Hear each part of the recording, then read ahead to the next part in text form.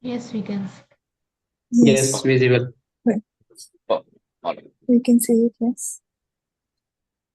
Thank you. So, what is budgeting? What do we mean when we say budgeting? So, now in FP&A function, budgeting is also sometimes called target. It is also called plan. So, these terms are often used synonymous.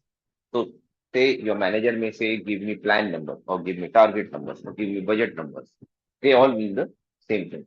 So, in budgeting, what do we do is whatever we might have done in annual operating plan, whatever plan we may have prepared for the next year on how are we going to operate, we do take the financial impact of that and then start preparing a projected profit and loss statement. Okay, a projected P&L depending on few factors. Number one, what is our plan overall and how would we come to know through AOP? Number two, what are the how would the market look like? Okay, so there are various inputs that we take. So market inputs, organization inputs, department inputs, inputs from I don't know from the senior management. What are their overall goals? All right. Now it looks easy on papers. Preparing a sample budget for any company. That okay, I give you the P&L and balance sheet and financial statements of this year, and basis that you prepare a target of next year. And if you are not willing to do a lot of homework, if you are not actually aiming to uh, prepare an actual a budget which is close to reality, okay, a budget which has a reasonable accuracy level, then you are good. You can just jot down some numbers arbitrarily because in any case, budget is subjective. You can just jot down any numbers and say this is my budget for next year, and company and the employees and the company personnel are expected to meet it. But then, realistically speaking, preparation of budget is not that simple. You need to understand too many things. That is why not everybody or not everybody can clearly explain it. Right? They assess a lot of things when they hire someone for FP&A function. Number one point that you can see on your screen is obviously business understanding. You just can't arbitrarily put a number unless you have a good understanding of the business, of the industry, of the market, of the functioning of the departments, etc. So all these things you are required to know. Uh, Industry, revenue streams, major expenses, whatever company. Now imagine a company. I leave it to you which company you would want to imagine. Imagine a company or maybe your own company, whatever company you wish to uh, take as a sample. As a sample. So take that and try picturizing the budget for it. You need to have an understanding of how that company operates, how that company recognizes revenue, what are its major expenses. If I ask you today, do do you have the answer which is real to accurate or which is close to accurate?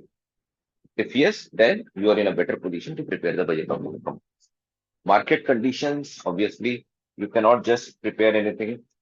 You cannot just prepare anything for the sake of preparation. You need to know how the market performs.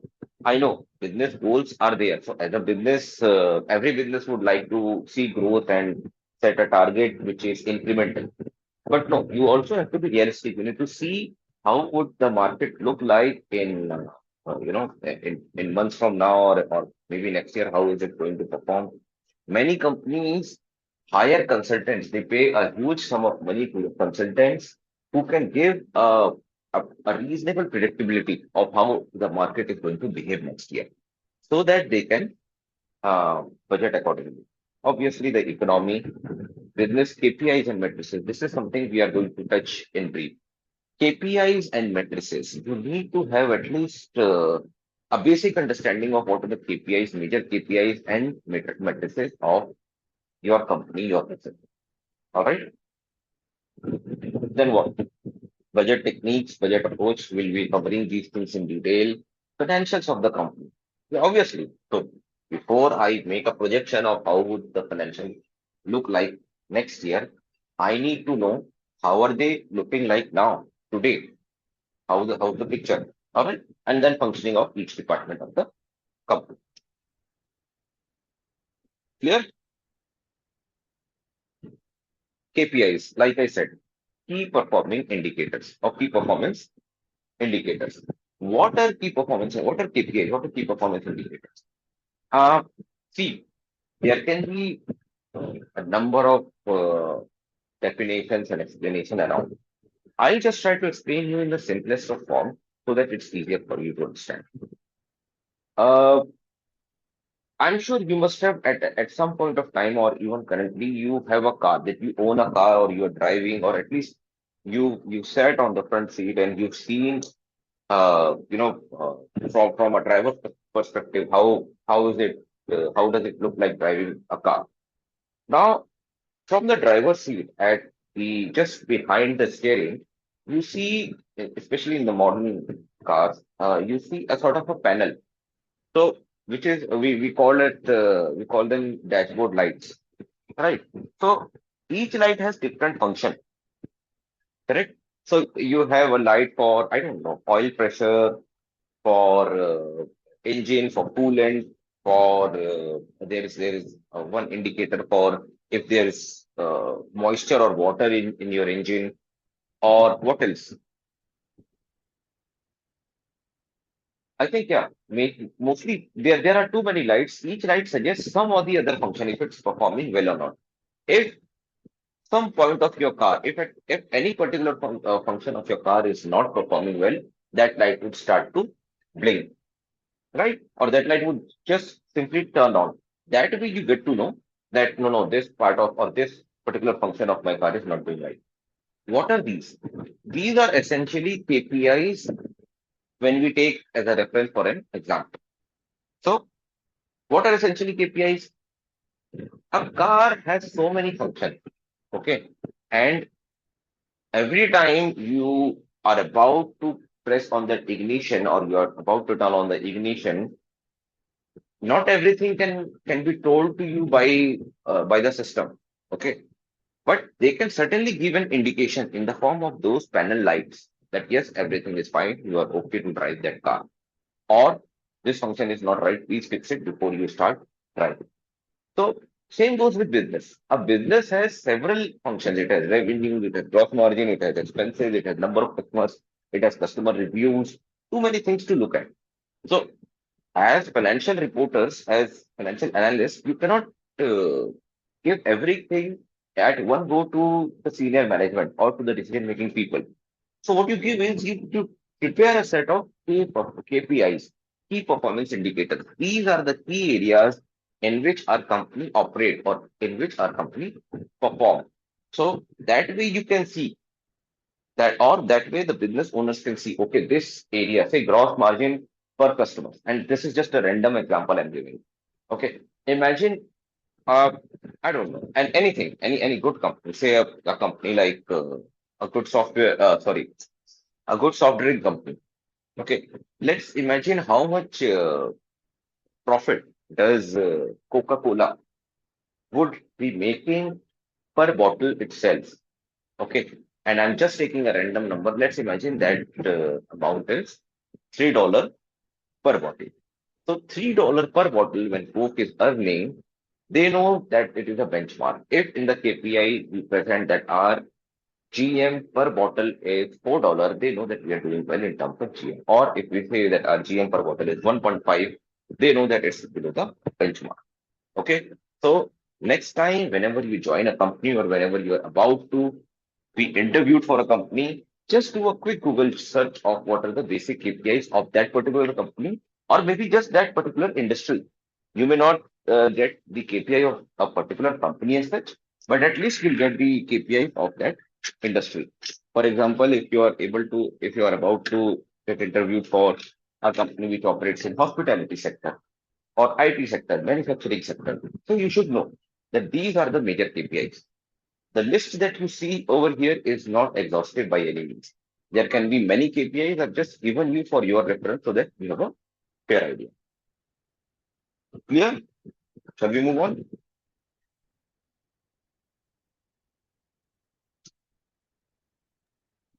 budgeting techniques. Okay, fairly common topic. If you are into FP&A literature, or if you've been following the FP&A content, or say if you just read through FP&A, articles and things like that. This is the most common things that people cover, that FP&A specialists cover, the types of budgeting, the techniques of budgeting. So we have four major techniques: zero based. We also call it, zero based is zero based. Incremental. We also call it traditional budgeting. So these are the two most common: incremental slash traditional budgeting and zero based budgeting. Then we have activity based budgeting, we have value proposition budgeting. So these four techniques. What are these? Now, let's try and understand these with the help of an example. And when we will do the actual budgeting exercise, we'll cover all of it in detail. All right. So let's say I ask you to give me an estimate of how much are you going to spend in fuel, in petrol or diesel, or if you are in CNG, or if your car is hybrid or electric. So basically, what in fuel, what expenses would you incur in the month of August? Give me an estimate, and the one with the realistic estimate, most realistic estimate, the one whose projected number is very much close to reality, that person would win. Okay. So say someone gives, say Devasmita gave me a number of 10,000, and Anurag gave me a number of 12,000. So okay, you can give whatever number you may want. But then when we come to August, your actual fuel expenses would be tracked. At the end of the month, at the end of August, you will be assessed on, if you've given a budget of 10,000, how close were you? Or how close were you with an estimate of 12,000? Whoever's variance is lesser, that person would win. That is what is our effort when we operate in FP&A teams. This is what we try to do. That our projection should be closer to reality.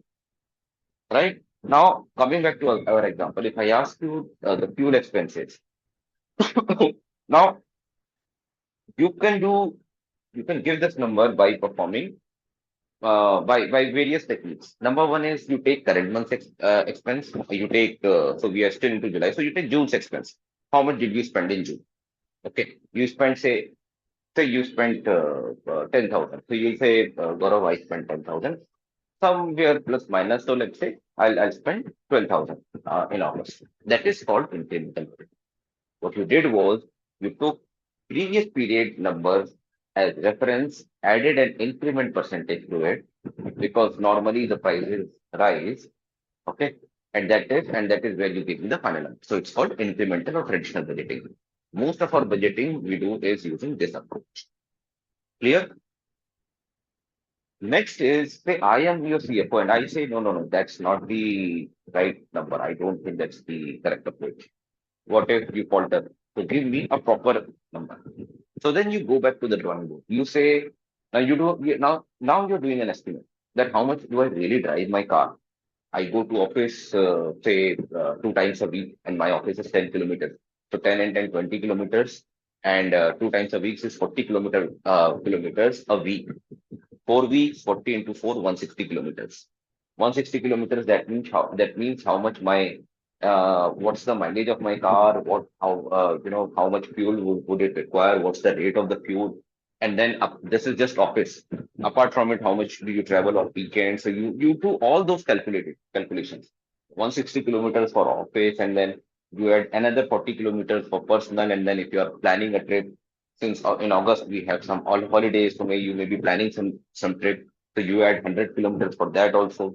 Overall, you come to 300 kilometers, and then you give me an estimate, and you say, okay, Gaurav, I've arrived at the estimate. It's actually 18,000. So now you see the difference.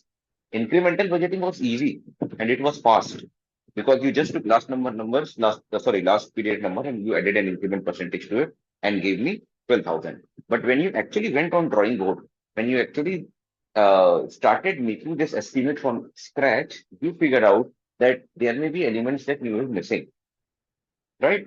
So that way. So it gives, so view-based budgeting is that it is time consuming, but it is closer to reality because you do a lot of homework. And when you do this working, you understand a lot about the process. You must have not heard about it earlier, but now you have a fair idea.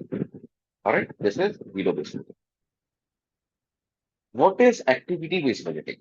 Now, activity-based budgeting is mostly used in areas where we have manufacturing or where the revenue is dependent on a particular activity or a particular product. Right? Again, I'm just tweaking my example, and it's completely a hypothetical scenario. Say I tell you that every time you go to office, you will be paid a sum of 5,000 rupees. Okay. Now it's up to you how many days you want to go to office. You want to go 1 day, 5 days, 4 days. It's up to you. Now give me an estimate of how much would you spend on fuel. So now your estimation is based on the number of trips that you would want to take. Okay. What is the amount of money you would want to earn? So add 5,000 rupees a day. In a week, you can earn 25,000, right? In a month, you can earn 1 lakh rupees. 25,000 into 4, right? Say you wish to earn 1 lakh rupees. You'll say, my number of trips would be 5. Okay. And now again, you have to make some estimates here. Okay, I will try to go 5 times a week, but I may not be able to because of so much of travel fatigue and everything. Maybe not 25. I'll be able to go 20, 20 days or 22 days in a week, in a month. Sorry. And then you'll also make an estimate of, okay, if there are holidays, yes, there will be 15th August, there may be Raksha Bandhan holiday and all those things. So you take into consideration those factors also. And it finally comes to 20 days in a month. And then you say, okay, if I'm traveling for 20 days, how much am I going to spend on food? Same question. So this is called activity-based budgeting. When your budgeting is dependent on some activity. Clear? Last is your value proposition budgeting. Value proposition budgeting says that when you are projecting an expense, mostly expense, but it may hold true for revenue also. But when you're projecting an expense, your you should review them alongside of how much value is it generating. Does it even is it even worth? For example, going back to the previous scenario, I gave you I gave you a revenue of 5,000 per trip. And then you started calculating the number of trips. You come back to me. I'm the CFO. You say, Gaurav, I would go 20 days. I say, why are you even going by the car? Why can't you use public transport? Why can't you do carpooling? Okay. So this is value proposition development. You are, even now, I gave you an increment for coming to office. I never gave a condition that you should go by the car. Okay. So considering that, now you know that yeah, I can at least 20 days, at least 10 days I can go through carpooling or through public transport, if not all the 20 days. So this is value proposition. Clear all the four techniques of budgeting? Any questions? Sir, if you can explain activity-based budgeting again, please. Sure. So activity-based budgeting is dependent on the any activity that you are incurring. When your expense is dependent on any activity, say manufacturing industry. Okay. How much would you spend depend on how much do you manufacture. If you normally there is a number of products involved. If you produce these many products, your expense would be this much. Okay, so in that case, you budget as per the activity that you're performing, as per the number of products you may be manufacturing. Clear? Yes, sir. All right. Can we move on? Yes, sir. Top down versus bottoms up approach of budgeting. I see future. Okay, commerce says, suppose I have spent 20,000 on my home grocery in July and I have to buy grocery again September and will okay, so in the month of September, yes. Okay, yeah, that's right. Come on. Thank you. Okay, top down and bottoms up approach of budgeting. It's fairly simple theoretically. Practically, you know, there may be some catch to it. So, but as the name suggests, what is top down and what is bottoms up approach of budgeting? We would be covering an example of it in our scenario, in our practical scenario. So pay attention. What is top down and bottoms up approach of budgeting? Top down is when the management decides that this should be your target numbers and it gives the numbers to the respective department heads.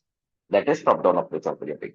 Bottoms up, on the other hand, is when the management takes the number of the departments. All right. So if I uh, decide as a CFO that there should be number and I give it to you as a department heads, you are expected to follow those targets. That's top down. On the other hand, if I ask you that you are closer to the reality, give me the number that we should be achieving or we should be targeting next year, that should be bottoms up. All right. Give me a quick vote count. How many of you think bottoms up approach of budgeting is better? And the other, how many of you think the top down is of budgeting? You can just pick one, not two. All right. So, yeah, please unmute yourself and give me the answers, please.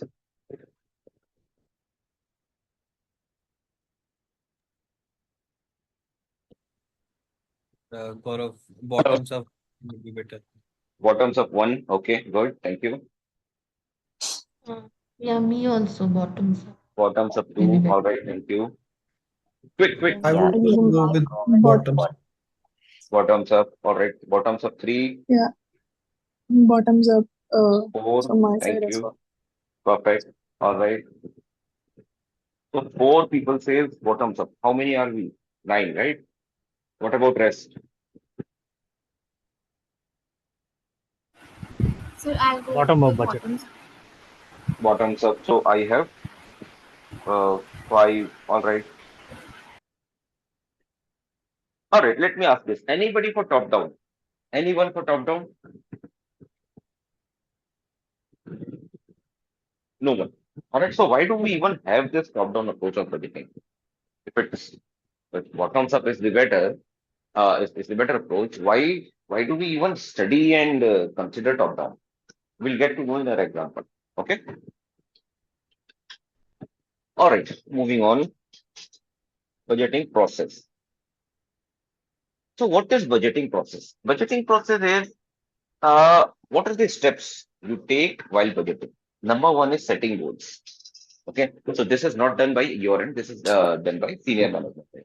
So you start by setting goals. What is the goal that we plan to achieve next year? Okay. Then you analyze historical data. When I say historical data, again, come back to our example. We took June's number, okay, in our incremental budgeting. So whatever approach you follow, you have to have the historical number so that you can analyze, you can have a good hold of what the data looks like, what the trends and patterns around it. Okay.